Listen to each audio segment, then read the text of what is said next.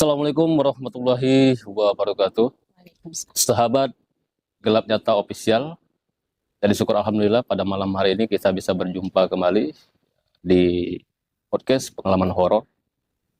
Dan untuk pada malam hari ini, jadi kita sudah bersama narasumber yang mungkin nanti akan bercerita tentang pengalaman-pengalaman horor ataupun yang selama ini dialami, baik mungkin menemui penampakan yang berkaitan dengan hal-hal mistis. Ini kita sudah bersama Mbak Etris, Iya. Mbak ya. Selamat malam. Selamat malam. Mana? Sehat? Sehat. Oke. Jadi kita akan tanya dulu untuk Mbak Etris, ini aslinya mana ini?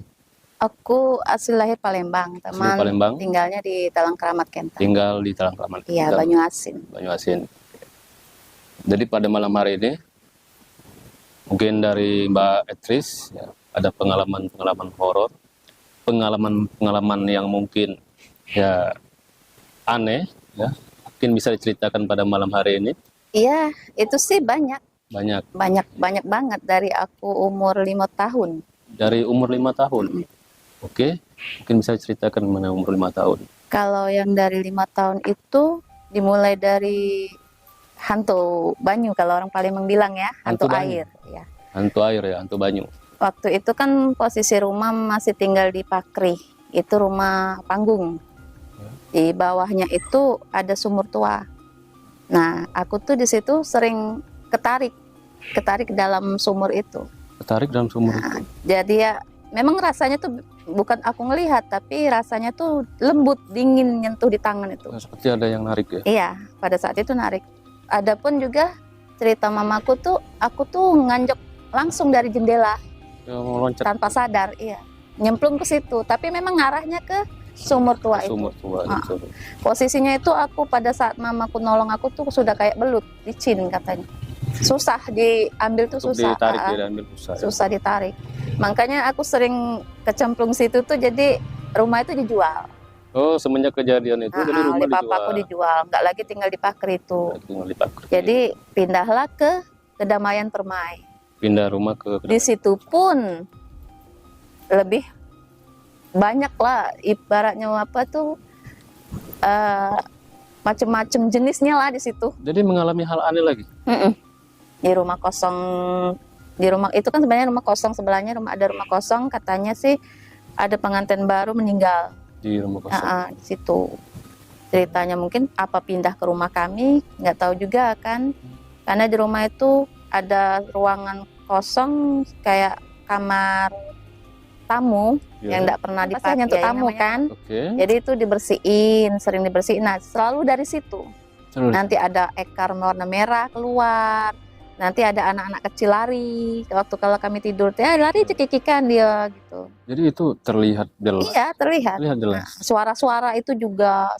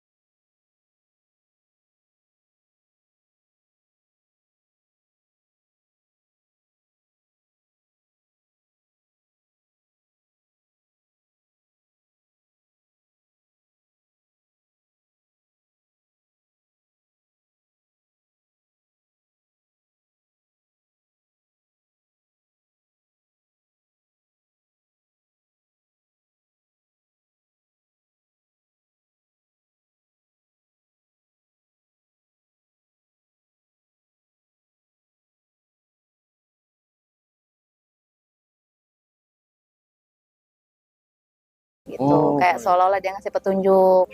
Sudah itu, atau nenek gitu ngasih ya, kayak ngasih petunjuk sama aku. Hadiran itu ya pasti ada, kadang entah bau bangke atau bau kabel gosong. Oh, ada bau seperti itu ya. Terus bau kembang gitu.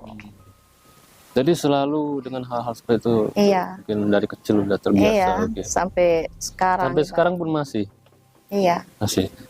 Terus dari melihat sosok penampakan, mungkin yang sosok yang apa ya, wujud yang sangat mungkin bisa dibilang sahabat menakutkan itu seperti Yang apa? kepala doang sama tangan doang, sepenggal. Kepalanya doang sama tangan. Iya. Itu lihatnya di mana? Itu di rumah kosong.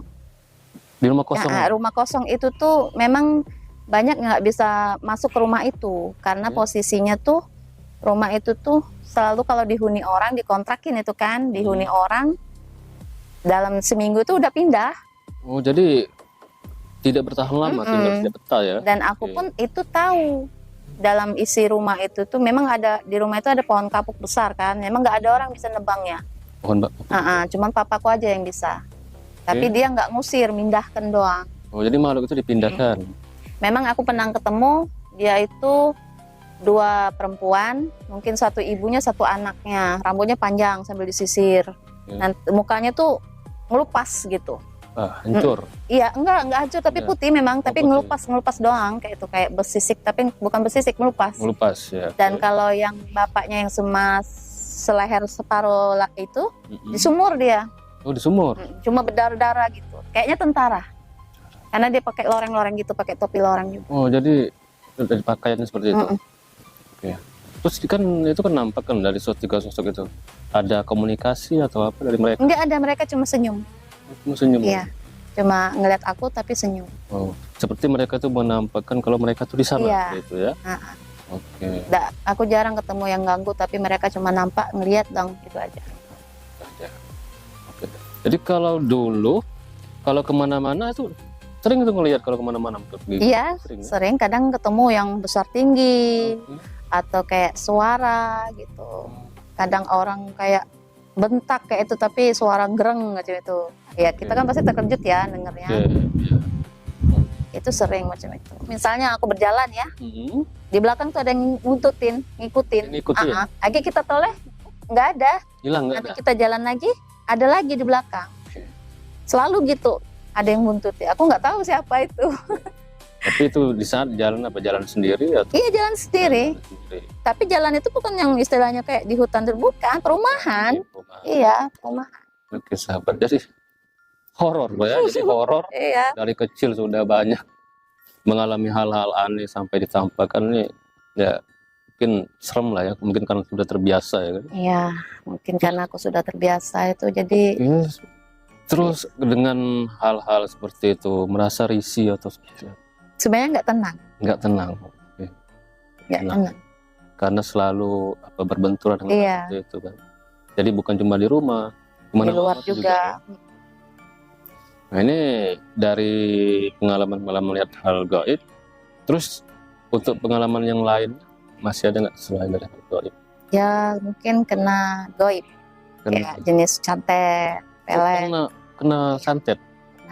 Kena santet. Tapi waktu kena santet itu kenanya dalam 1 bulan, nggak langsung. Dalam 1 bulan maksudnya nembus ke akunya baru 1 bulan. 1 bulan. Baru kena. Karena posisinya itu ditanam di pagar. Jadi aku pas begitu melewati kena. Oh, pas melewati melangkah di pagar. Melewati pagar itu kena. Santet itu tuh dia buat aku mati secara perlahan katanya. Aku tuh dibuat boneka, ditusuk kepala, dada, perut, dan kaki. Oke. Jadi itu yang dirasakan di badan apa rasa? Sakit banget, panas, sakit. Pokoknya rasanya nggak tahan gitu. Tapi itu aku dulu tuh ngiranya sakit kan, sakit jantung aku pikir. Makanya aku sering berobat. Tapi temanku aneh berpikirnya setiap maghrib sampai ke subuh kumat gitu. Nggak wajar ya? Kumatnya gitu. Aku tuh rubuh langsung, misalnya aku kan sholat ya misalnya, baru rakaat pertama langsung jatuh kumat. Dari situ teman curiga, jadi akhirnya dibawa ke paranormal. Oke. Terus kan yang terkena santet mungkin terlihat nggak ini? Iya. Aku dikasih petunjuk. Memang kan waktu itu aku nggak mau ke paranormal, jadi aku malamnya berniat ya. Aku bilang kalau seandainya aku memang sakit, minta sembuhkan ya. Tapi kalau seandainya memang aku kena santet, tunjukkan dalam mimpi. Ternyata pada jam 2 malam itu aku mimpi ada laki-laki datang bawa motor air-racking, pakai baju kuning, pakai topi. Datang pagi-pagi. Nah, pas besok aku terbangun kan, pas besoknya ternyata benar. orang itu datang pakai motor RX baju kuning. Itu sama seperti yang Iya, sama Bang. sama persis. Iya. Oke, Aku lihat, oh ternyata benar. Makanya aku, oh orang itu ternyata yang maksudnya yang nyatet aku ya, Iya. orang itu. Makanya aku mau berobat. Oh, jadi karena mengalami mimpi tersebut, nah itu yang menguatkan untuk pergi Iya. berobat tadi. Oke ya, karena ada petunjuk tadi. Oke. Iya. Nah, terus setelah apa ya berobat ya alhamdulillah kan sembuh ya. Ya alhamdulillah sembuh. Sembuh. Emang masih dibopong. Oke. Selemes kaki kan. Oke, itu dalam masalah ke santet. Iya. Terus kalau masalah untuk ke pelet, nah, Iya pernah pelet. Pelet juga pernah, kena gendam juga pernah. Gendam juga pernah. Oke. Tapi alhamdulillah banyak gagalnya. Oke. Kalau untuk orang yang terkena apa ya, terkena pelet itu seperti apa? Apakah memang selalu terbayang dengan seorang tersebut gimana? Istilahnya gini, ngeliat rumahnya aja jadilah. Oh, Kita cuma lewat depan rumahnya aja itu sudah. Cuma ngeliat rumahnya aja sudah seneng. Nah. Nggak harus orangnya. Apalagi ketemu orangnya. Jadi selalu membayangi. Itu bentuk yang terkena pelet ya. Iya. Jadi memang susah mungkin untuk kita melawan itu dari. Iya susah lah. Tertarik gitu. Iya. Oke. Sering itu aku yang kena gendam tuh paling sering. Oke. Kena mungkin sahabat juga kurang paham juga ya.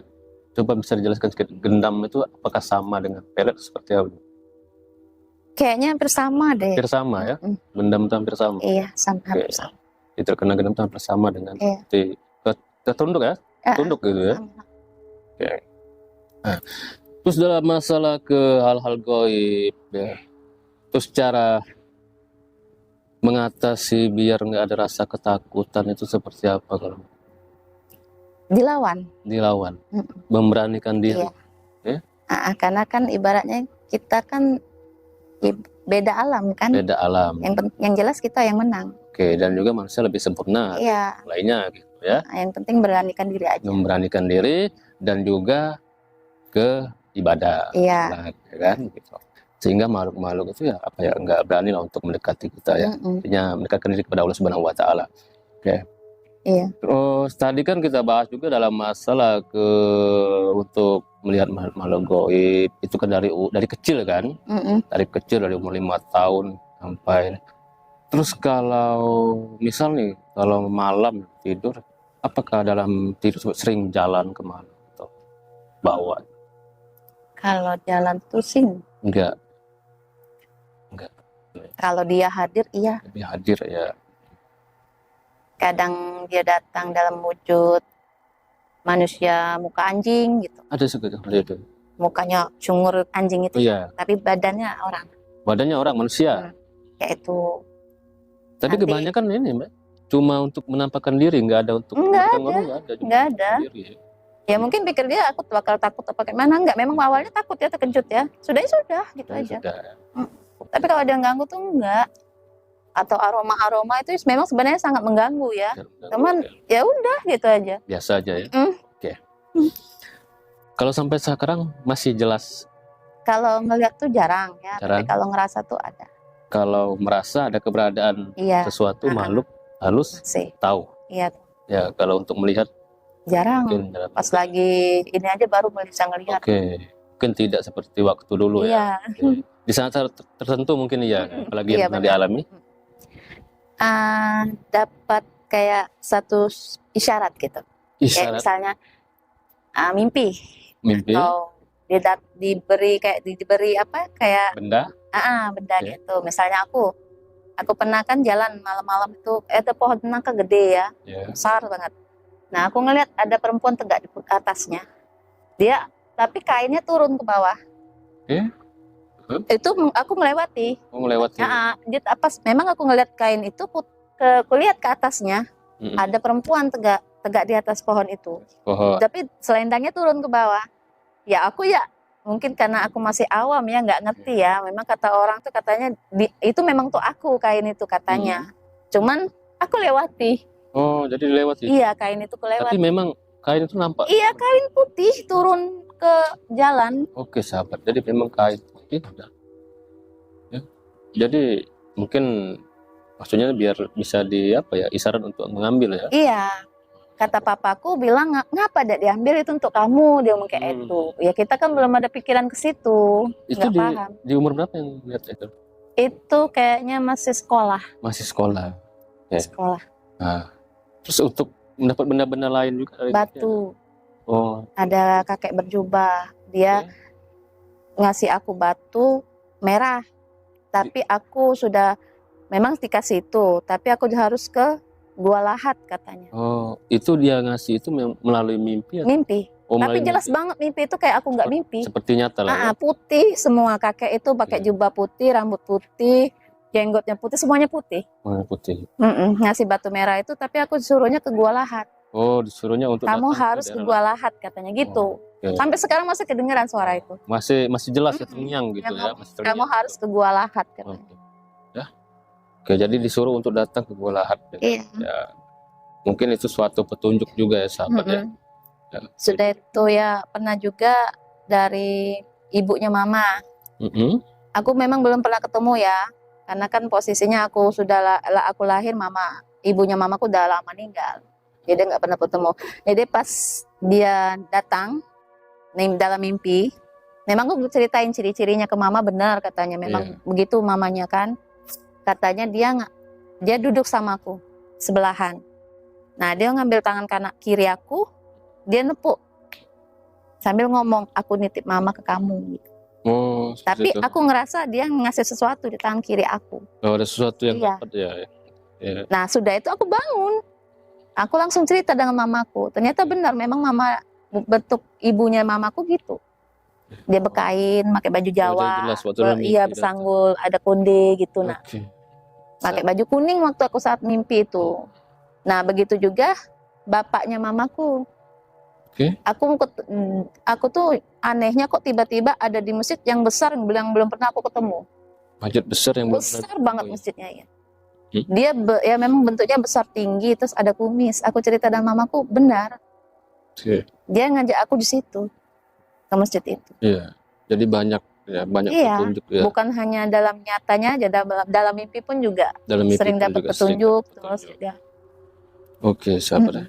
Jadi horor juga ya perjalanan dari Mbak Etris ya, yang selalu berkaitan dengan hal-hal gaib ya kan, dari kecil sampai sekarang masih berkaitan dengan hal-hal gaib ya, selalu. Dan juga mulutku juga gaib. Jadi ya kalau misalnya aku lagi emosi ya, misalnya aku benar-benar marah yang benar-benar nggak terbendung, aku nyumpah aja orang itu celaka pasti. Lebih ke ucapan ya. Iya, makanya aku orangnya kan slow gitu, banyak diam, karena aku menahan diri dari emosi. Jadi lebih ke ucapan yang bisa menjadi kenyataan. Iya, sering itu kejadian kayak itu, bahkan ke orang sendiri pun pernah terjadi. Makanya aku lebih banyak diam. Jadi banyak petunjuknya. Jadi iya. Mungkin bisa boleh dikatakan memang sudah ada sahabatnya, sudah ada garisnya. Iya, garis keturunan ya. Keturunan. Banyak yang bilang gitu. Oke, sahabat. Jadi itu cerita dari Mbak Etris ya. Dari mulai dari kecil ya, yang melihat makhluk-makhluk gaib, dari mulai kepala buntung, sampai tangan yang melayang. Ya mungkin kalau saya juga kalau melihat tangan melayang itu sudah lari, sudah kabur saya seperti itu ya. Terus pernah ditarik oleh sosok hantu banyu. Kalau bahasa Palembangnya hantu banyu. Nah, itu hantu air ya. Nah, ditarik di dalam sumur tadi kan? Sumur tua di bawah sumur rumah. tua. Jadi sudah berapa kali ketarik ke sana. Terus setelah itu pindah dari rumah tersebut. Pindah lagi masih mengalami perkara gaib ya. Ditampakkan lagi lah tiga sosok yang ada laki-laki, anak kecil, satu perempuan ya, yang ada pohon kapuk tadi kan. Nah, itu benar-benar horor sahabat ya. Jadi saya juga ya ngobrol ini sambil ya mungkin merinding kan. Seperti itu kan. Nah, terus selain itu juga pernah mau disantet juga ya kan. Tapi dari santet tersebut sebelumnya sudah mengalami petunjuk melalui mimpi. Jadi dikasih tahu nih orangnya seperti ini kan, gitu kan. Benar-benar orangnya jelas dalam mimpi itu sama. Posisinya dia bawa motor RX King itu pun sama. Sama. Iya. Jadi syukur alhamdulillah ya, bisa terlepas dari perkara-perkara gangguan dari santet, bahkan pelet, ya kan, termasuk gendam juga pernah mengalami. Oke. Nah, mungkin itu cerita dari Mbak Etris pada malam hari ini. Oke, jadi intinya sahabat, gelap nyata official, ya. Jadi kita ini manusia ini mestinya berdampingan lah dengan bangsa-bangsa makhluk halus, ya kan. Ya, tapi bangsa-bangsa makhluk halus ya sama lah seperti manusia. Ada yang suka mengganggu dan juga ada yang tidak, sama. Ya. Benar. Nah, bedanya cuma mereka itu tidak bisa terlihat karena mereka lebih halus dari kita. Kita itu makhluk kasar. Itu. Nah, jadi intinya bagaimana kita untuk bisa mendekatkan diri kepada Allah Subhanahu wa Ta'ala. Benar. Dan memperbaiki ibadah kita sehingga kita bisa terhindar dari segala macam bentuk gangguan, teluh, santet, guna-guna, pelet, dan bentuk ilmu-ilmu hitam, ya. Jadi mungkin itu saja pada malam hari ini. Terima kasih untuk Mbak Etris ya, sudah berkesempatan untuk hadir ke sini. Sama-sama. Ya, pokoknya sehat selalu bersama keluarga. Saya Depati Nyawa bersama Etris. Kami mundur diri. Wabillahi taufiq wal hidayah. Wassalamualaikum warahmatullahi wabarakatuh.